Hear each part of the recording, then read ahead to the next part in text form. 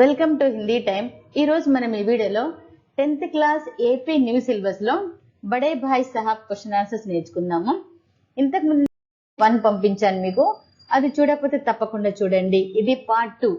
మీకు ప్రతి పదానికి తెలుగు మీనింగ్ ఉంటుంది, జాగ్రత్తగా వినండి వీడియో, ఓకేనా? స్టార్ట్ చూడండి। ఫస్ట్ క్వశ్చన్, బడే భాయ్ సాహబ్ దిమాగ్ కో ఆరామ్ దేనే కే లియే, బడే భాయ్ సాహబ్ అంటే పెద్దన్నయ్య అని, దిమాగ్ అంటే బ్రెయిన్, ఆరామ్ దేనే కే లియే అంటే రెస్ట్ ఇవ్వటానికి, క్యా కర్తే థే ఏం చేసేవారు, బడే భాయ్ సాహబ్ దిమాగ్ కో ఆరామ్ దేనే కే లియే క్యా కర్తే థే ఏం చేసేవాడు, బడే భాయ్ సాహబ్ దిమాగ్ కో ఆరామ్ దేనే కే లియే అంటే బ్రెయిన్ కి కాస్త రెస్ట్ ఇవ్వటానికి, రిలీఫ్ ఇవ్వటానికి ఏం చేసేవాడు। చూడండి, కవి కాపీ పర్ అంటే అప్పుడప్పుడు నోట్బుక్ పైన, కితాబ్ కే హాసియోం పర్ అంటే బుక్ పేజీ ఉంటుంది కదా చివరి పైన, చిడియోంకో అంటే పక్షులకు, కుత్తోంకో కుక్కలకు, బిల్లియోంకే తస్వీర్ బనాయా కర్తే థే అంటే అతనికి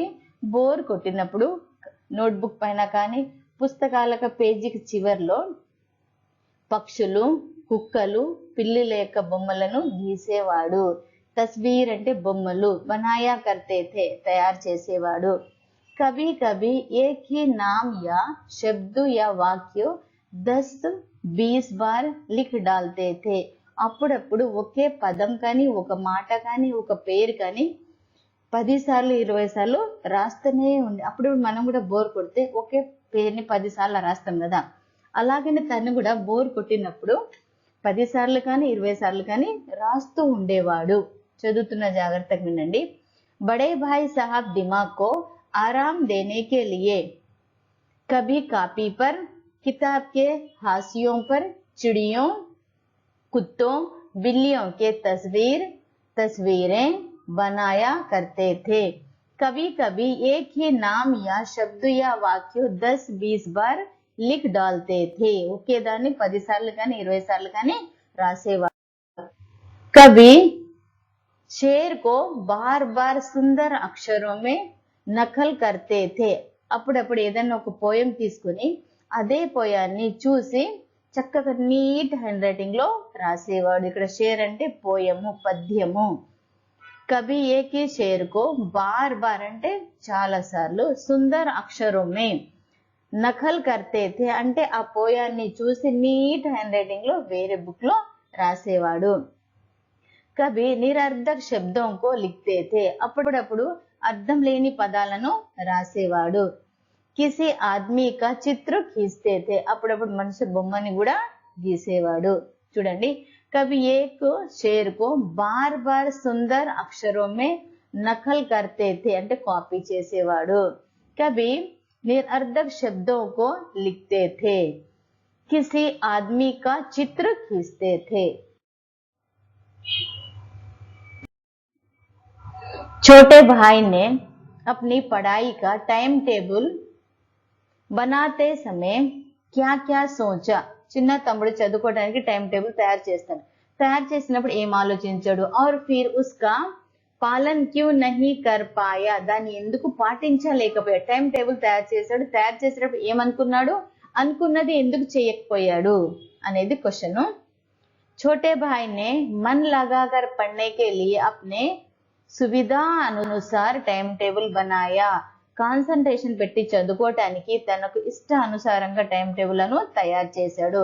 సుబహ 6 బజే ఉట్నా పొద్దున్నే 6 గంటలకు లేగడము, నాస్తా కర్నా అంటే టిఫిన్ చేయడము, పన్నే బైఠనా చదవటానికి కూర్చోవడము, 6 से 8 తక్ 6 గంటల నుంచి 8 గంటల వరకు అంగ్రేజీ అంటే ఇంగ్లీషు, 8 से 9 తక్ అంటే 8 గంటల నుంచి 9 గంటల వరకు హిసాబ్ అంటే మ్యాథ్స్, 9 से 9:30 తక్ అంటే 9 గంటల నుంచి 9:30 వరకు ఇతిహాస్ అంటే హిస్టరీ, ఫిర్ భోజన్ అంటే తర్వాత ఇది చదువుకున్న తర్వాత భోజనం చేయడము, और స్కూల్ కి వెళ్ళిపోవడం, రాత్ కే 11 బజే తక్ అంటే రాత్రి 11 o'clock వరకు హర్ విషయ కా కార్యక్రమ బనాయా థా ప్రతి విషయానికి టైం టేబుల్ తయారు చేసుకున్నాడు।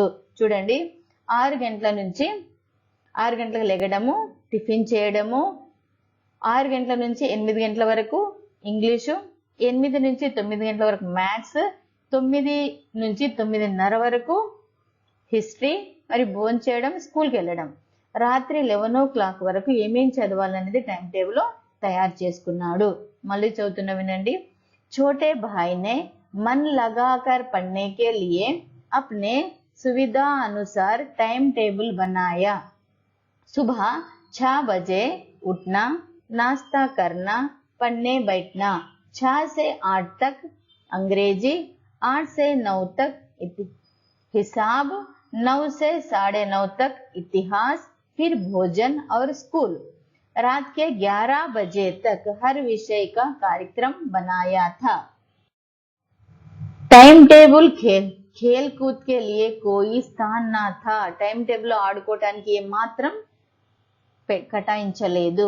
उसे पढ़ाई के समय उसका मन मैदान की हरियाली, फुटबॉल, वॉलीबॉल आदि में मन लगता था. अपने స్వచ్ఛత స్వభావ के कारण वो पालन नहीं कर पाया. అతను చదువుకునేటప్పుడు అతను గేమ్స్, ఫుట్బాల్, వాలీబాల్ ఇవన్నీ గుర్తుకొచ్చాయి, ప్లే గ్రౌండ్ గుర్తుకొచ్చింది, కాబట్టి అతను చదువుకోలేకపోయాడు. చూడండి, టైం టేబుల్ ఖేల్ కూద్ కే లియే కోయి నహీ థా. ఆడుకోవటానికి అందులో ఏమీ పెట్టలేదు, అసలు ఆడడానికి టైమే పెట్టలేదు. ఉసే పడాయికే సమయ, అతను చదువుకునేటప్పుడు, ఉస్కా మన్ అతని మనసు, మైదాన్ కి హరియాలి అంటే ప్లే గ్రౌండ్ లో ఉన్న గ్రీనరీ, ఫుట్బాల్, వాలీబాల్ ఆది మే మన్ లగ్తా థా అదంతా ఆడుకోవాలనిపించి అతని మనసు అటు లాగింది. అప్నే స్వచ్ఛత స్వభావ కే కారణ్ ఫ్రీడమ్ గా ఉండే మనస్తత్వం అతంది. ఓ పాలన్ నహీ కర్ పాయా టైం టేబుల్ ని పాటించలేకపోయాడు. చూడండి, తమ్ముడు ఏకాగ్రతతో చదువుకోవడానికి తనను వీలున్నట్టుగా టైం టేబుల్ తయారు చేసుకున్నాడు. ఉదయం 6 గంటలకు నిద్ర లేవడము, అల్పాహారం తీసుకోవడము, చదవటానికి ఉపక్రమించడము, 6 నుండి 8 వరకు ఇంగ్లీషు చదవడము, 8 నుండి 9 వరకు లెక్కలు చేయడము, 9 నుండి 9:30 వరకు చరిత్ర చదవడము. ఇవి అన్నీ అయ్యాక భోజనం చేసి స్కూల్కి వెళ్ళడం.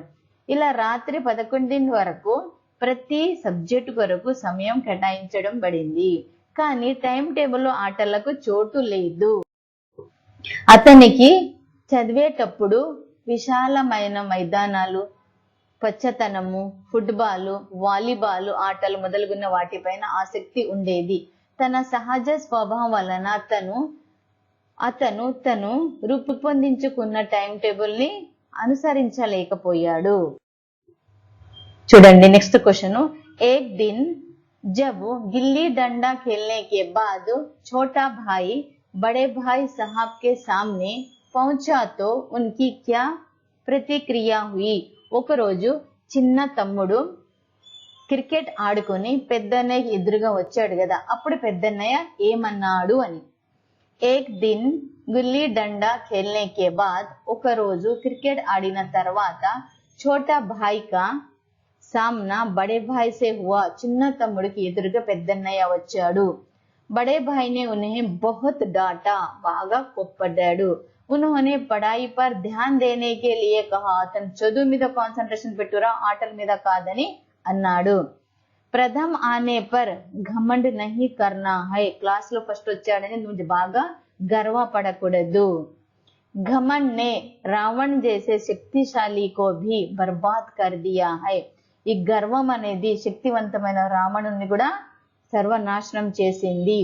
గుల్లి డండా ఖేల్నే సే కుచ్ భీ హాసిల్ నహీ హోనే వాలా హై, ఈ క్రికెట్ ఆడడం వల్ల నువ్వు సాధించేది ఏదీ లేదు అన్నాడు. మళ్ళీ చదువుతున్న వినండి. ఏక్ దిన్ గుల్లి డండా ఖేల్నే కే బాద్ छोटे भाई का सामना बड़े भाई से हुआ. बड़े भाई ने उन्हें बहुत डांटा. उन्होंने पढ़ाई पर ध्यान देने के लिए कहा. प्रथम आने पर घमंड नहीं करना है. घमंड के कारण घमंड ने रावण जैसे शक्तिशाली को भी बर्बाद कर दिया है. गुल्ली डंडा खेलने से कुछ भी हासिल नहीं होने वाला है.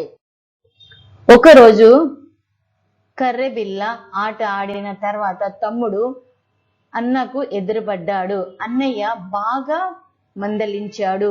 చదువు వైపు దృష్టి సాధించాలని కోరాడు. క్లాస్ లో ఫస్ట్ వచ్చినందువలన గర్వపడకూడదని చెప్పాడు. అహంకారం అనేది రావణి లాంటి శక్తివంతుడిని నాశనం చేసింది.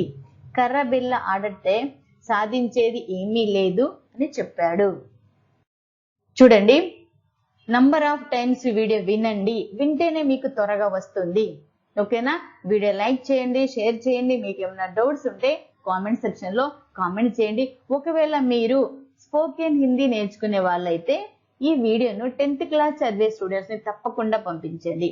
ఒకవేళ 10th క్లాస్ చదివే స్టూడెంట్స్ అయితే మీ క్లాస్మేట్స్ కి కానీ మీ ఫ్రెండ్స్ కి కానీ తప్పకుండా షేర్ చేయండి. ఓకేనా? చూస్తూనే ఉండండి హిందీ టైం. Thank you.